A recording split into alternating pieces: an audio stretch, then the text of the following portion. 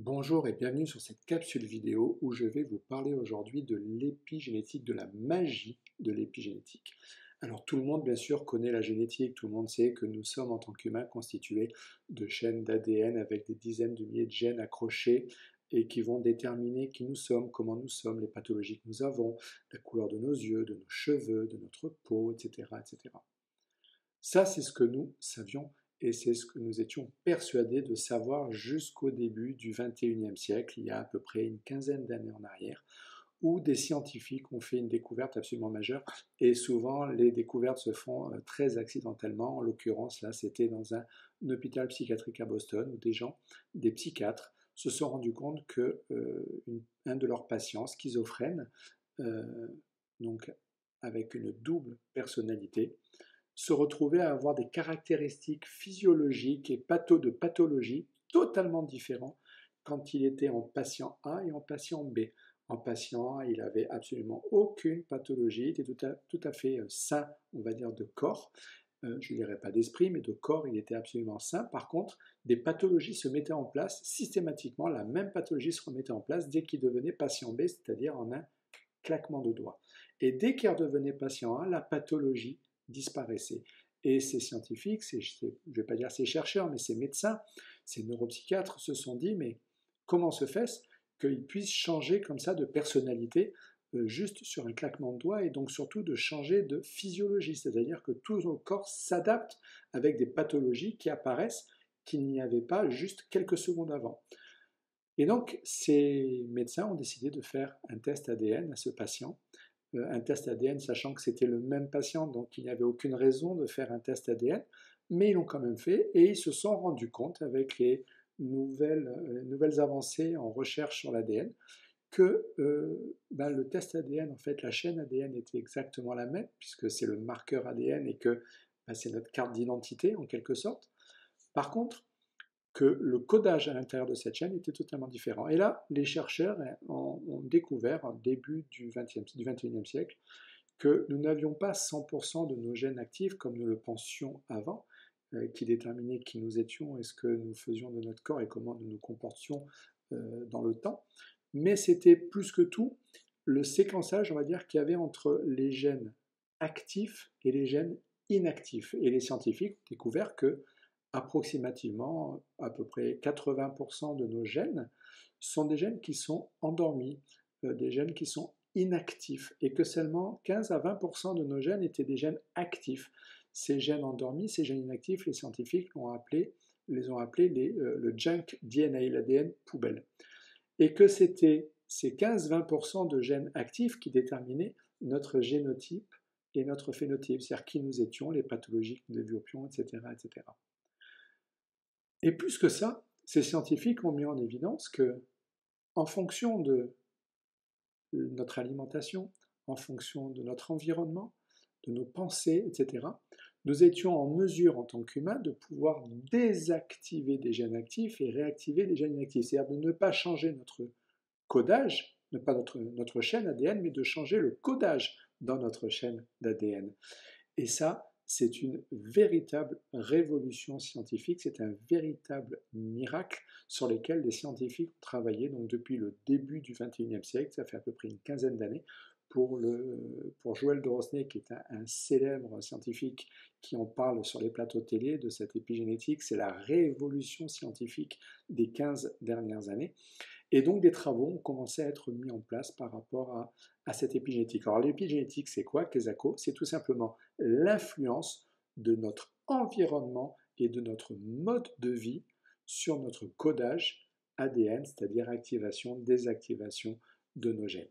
Et ça, c'est absolument merveilleux parce que les travaux qui ont été faits notamment au Centre national de recherche scientifique, le CNRS, en 2006, ont mis en évidence que cette épigénétique était en lien avec bon nombre de cancers, d'allergies, l'autisme, l'obésité, la schizophrénie, etc., etc. Bon nombre de pathologies étaient en lien direct avec cette épigénétique et qu'en travaillant sur donc, les environnements, en travaillant sur l'alimentation, en travaillant sur les pensées positives ou négatives, on était capable de pouvoir moduler, modifier notre codage ADN. En fait, c'est les travaux du professeur Bruce Lipton sur la biologie des croyances, qui va insister sur le fait que le docteur Bruce Lipton est un célèbre généticien qui est à l'origine du travail sur les cellules souches, qui était anciennement professeur à Stanford et qui est très connu pour son ouvrage sur la biologie des croyances, qui nous explique que nous ne sommes pas prisonniers de nos gènes, mais que nous sommes maîtres de nos vies en fonction notamment de nos pensées. Plus que tout ce qui va influencer notre activation, désactivation, ce sont nos pensées positives ou négatives. Et donc, forcément, je vous remets en lien avec notre alimentation, avec notamment notre intestin grêle, qui est le siège de notre sérotonine, de 90-95% de fabrication de notre sérotonine. Donc, si on commence à se maltraiter au niveau de son alimentation, forcément, notre intestin grêle va en pâtir et de fait, les taux de sérotonine vont en pâtir aussi, donc les pensées vont en être impactées. Forcément, ça nous rapporte au travail que l'on peut faire sur soi, sur nos valeurs, sur notre estime de soi, sur notre posture, tout ce dont je parle, toutes ces clés dont je parle au travers de ma formation sport et conscience pour tous, qui est en fait toutes les clés qu'on peut avoir pour performer, optimiser sa vie professionnelle, personnelle, sportive. Toutes ces clés-là, notamment, elles ont un lien direct avec cette épigénétique.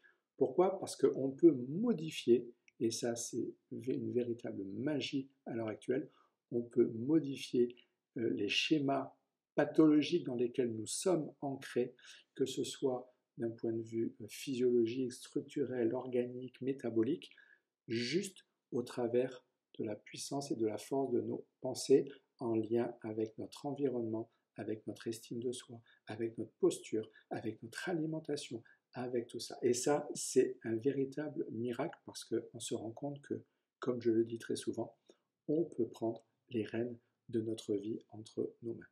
Le professeur Esteller du Centre de recherche sur le cancer à Madrid a fait de nombreuses études sur des milliers de cas de jumeaux homozygotes, c'est-à-dire ayant le même séquençage d'ADN, et qui vivent à des endroits différents et qui vivent des choses différentes, avec des alimentations différentes, avec des pensées différentes.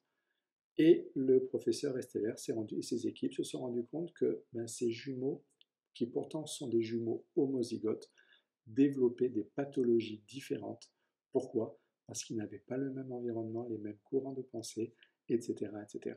D'autres études ont été faites, notamment aux États-Unis, sur des cas de cancer de la prostate, avec des patients atteints de cancer de la prostate, ayant tous le même marqueur au niveau du zone, ayant tous les mêmes marqueurs prostatiques, et avec un prélèvement ADN avant, un prélèvement ADN après, pendant 6 mois, ces patients sont mis dans un environnement, on va dire, où ils travaillent que sur la pensée positive, des films drôles, de la lecture positive, des groupes du rire, de gymnastique douce, d'oxygénation avec une modification alimentaire, etc. Et au bout de 6 mois, de se rendre compte que tous les marqueurs ont tous été impactés, que ce soit les marqueurs prostatiques, et que surtout, les codages ADN ont tous été modifiés après quelques mois passés à ce régime-là. Donc on impacte réellement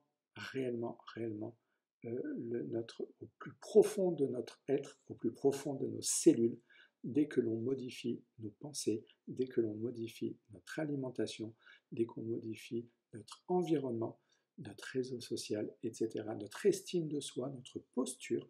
Vous imaginez quand on pense, et j'ai fait un webinaire récemment dessus, j'ai fait des capsules vidéo dessus, quand on pense qu'en modifiant notre posture, on modifie l'image que l'on a de soi et la confiance que l'on a de soi, vous imaginez qu'en modifiant sa posture, on modifie directement en lien on impacte directement son épigénétique. Donc c'est absolument merveilleux de se rendre compte du pouvoir qu'on a. C'est pour ça que j'ai intitulé cette capsule La magie de l'épigénétique, parce que nous avons un pouvoir, et je le dis, et je le redirai, et je le dirai toujours, l'être humain a un pouvoir absolument extraordinaire, est un super héros en puissance. Son seul souci, c'est qu'il n'en a pas conscience. Et aujourd'hui, vous pouvez prendre conscience grâce à cette épigénétique que vous avez un pouvoir extraordinaire sur votre corps. Donc, n'hésitez pas à vous informer à ce sujet, allez vous renseigner, allez prendre le plus d'informations pour pouvoir changer des choses dans votre vie. Et vous les avez notamment toutes ces clés au travers de la formation qui est avec Bibouda sur Sport et Conscience. Mais allez vous renseigner, regardez autour de vous et prenez conscience que vous êtes absolument extraordinaire avec un pouvoir extraordinaire.